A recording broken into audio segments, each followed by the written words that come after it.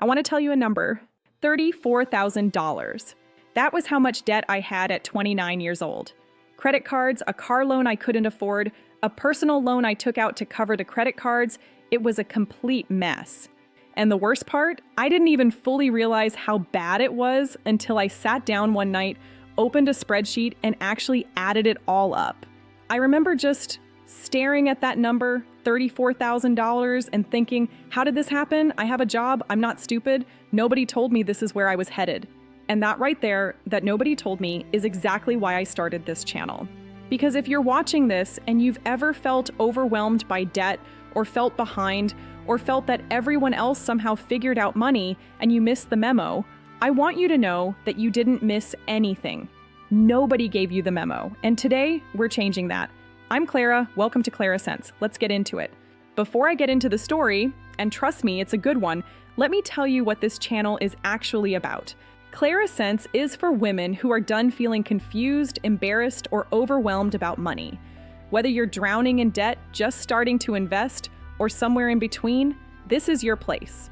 No jargon, no judgment, no pretending this stuff is easy when nobody ever taught you. Just real practical money knowledge from someone who learned it the hard way. And speaking of the hard way, let's talk about how I managed to accumulate $34,000 in debt before my 30th birthday. It's actually impressive, in a terrible way. So here's how it started. I graduated college at 22 with a degree I was proud of and absolutely zero financial education. Nobody, not my parents, not my school, not anyone, had ever sat me down and explained how credit cards actually worked, or what compound interest meant, or why a car payment can quietly destroy your finances. So I did what everyone around me seemed to be doing. I got a credit card because free points, right? I got a car I couldn't really afford because I deserved it after working hard. And I started living a life that looked fine on the outside, but was slowly falling apart on the inside. The first credit card filled up, so I got a second one. Then my car needed repairs I couldn't pay for. Then I had a rough month at work, and the cards kept the lights on. And before I knew it, before I had any idea how it had happened, I owed money to what felt like the entire world. And here's the thing nobody tells you about debt. It's not just a financial problem, it's an emotional one. I was anxious all the time. I avoided checking my bank account. I'd get a knot in my stomach every time my phone buzzed because I thought it might be a collections call. I wasn't broke because I was irresponsible. I was broke because nobody had ever given me a map, and I was navigating completely blind. The turning point came on a random Tuesday night. I was 29. My rent had just gone up. I had exactly $214 in my checking account, and I just sat down. And I made myself look.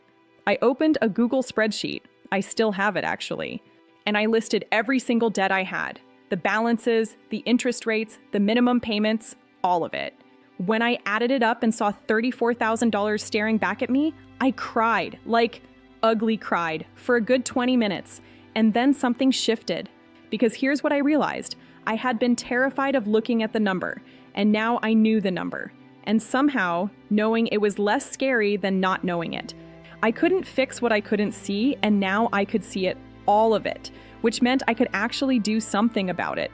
So I started learning, obsessively. I read everything I could find about debt payoff strategies. I watched videos. I listened to podcasts on my commute. I became the most annoying person at dinner parties because all I wanted to talk about was personal finance. My friends were thrilled, as you can imagine.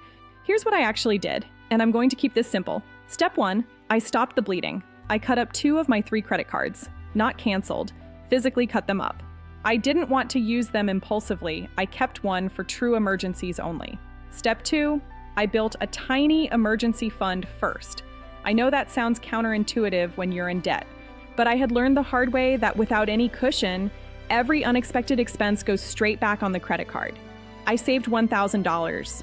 Just $1,000, and I didn't touch it. Step 3, I picked a payoff method. I used the debt avalanche. That means paying off the highest interest rate debt first. Mathematically, it saves you the most money. Step 4, I found extra money. And I want to be honest here, I didn't have a lot of margin, but I found some. I picked up freelance work on weekends for about 6 months.